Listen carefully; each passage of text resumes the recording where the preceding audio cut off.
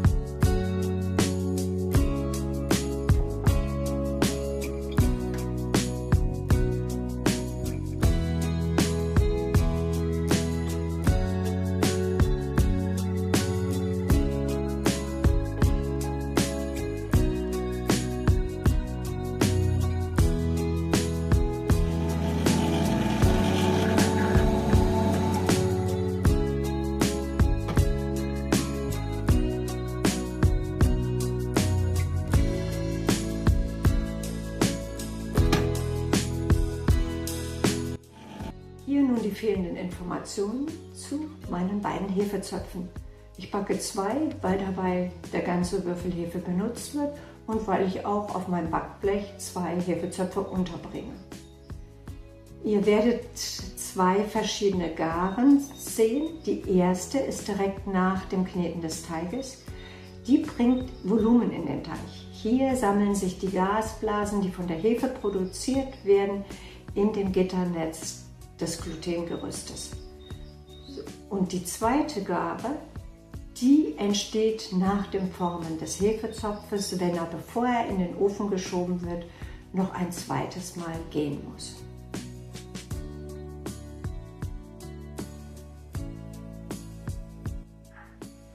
Wir sind auf der Zielgeraden angekommen. Jetzt gilt es nur noch, aus dem Teig einen Hefezopf zu formen. Oder besser gesagt 2 Hefezöpfe.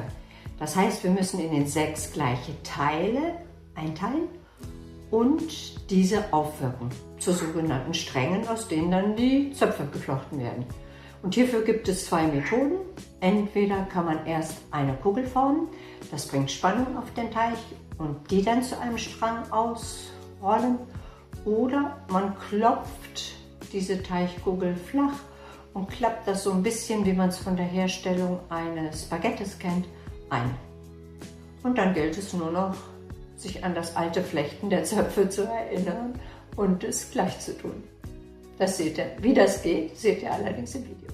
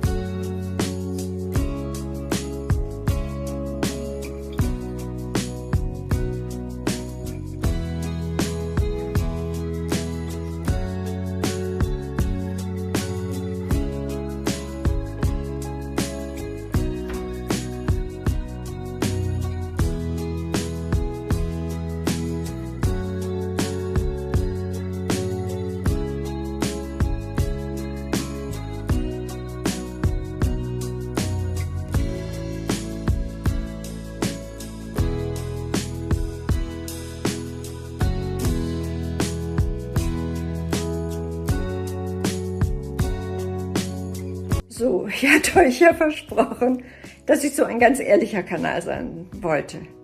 Dazu gehört, dass ich euch auch die Misserfolge zeige. Und mein allererstes Video gestern war ich so auf die ganze Technik und auf das Sprechen in die Kamera konzentriert, dass mir wahrscheinlich ein großer Fehler unterlaufen ist. Ich habe wahrscheinlich die Milch zu heiß gemacht. So.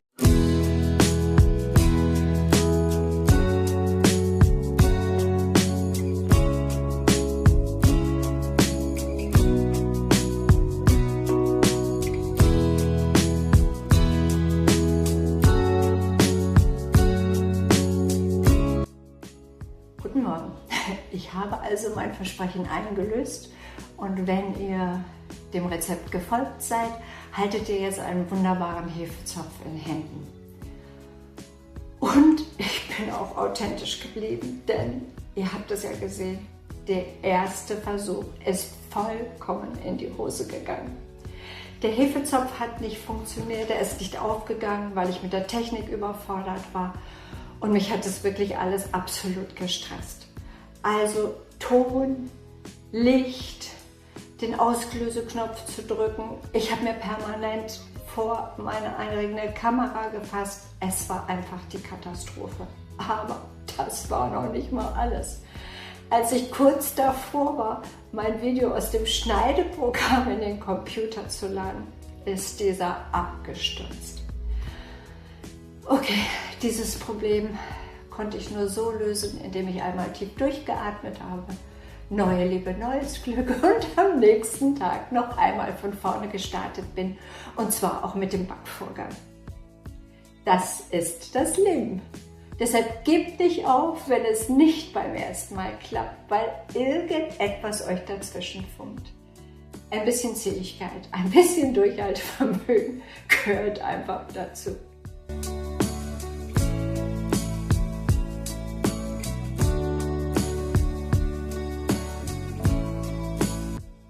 Hier kommt noch eine ganz kleine persönliche Betrachtung und das ist nur für die gedacht, die irgendwie in Resonanz mit diesem Video gegangen sind. Und was ich sage, das ist in meinem Kopf noch total ungeordnet und ich werde es jetzt auch so total ungeordnet rausbringen. Ich habe eigentlich mehrere Intentionen, die mich also dazu angetrieben haben, sowas zu machen. Zum einen wollte ich mich von der Technik nicht abhängen lassen. Ich gehöre nun mal zur älteren Generation. Und mich treibt schon ein bisschen die Sorge, um eines Tages vor verschlossener Tür zu stehen, weil mir einfach die Technik fehlt, sie zu öffnen. Das Zweite ist, ich finde, jede Generation sollte auch im Internet vertreten sein. Wir können uns alle nur gegenseitig befruchten, stimulieren, nur voneinander lernen. Wir Alten von den Jungen und die Jungen von den Alten. Und was mir auch noch am Herzen liegt, ihr werdet festgestellt haben, dieses Video, das widerspricht allen Grundsätzen eines YouTube-Videos. Das Thumbnail ist zu lang, dieses stimmt nicht, jenes stimmt nicht. Aber ich konnte nur das produzieren, was einfach aus mir spricht, was für mich spricht, was authentisch ist. Und dafür habe ich mich gerne über all diese Regeln hinweggesetzt. Ich bin mir ganz sicher, die Leute, die damit in Resonanz gehen, die werden es auch im letzten Winkel des Internets finden. So, in diesem Sinne, bis zum nächsten Mal.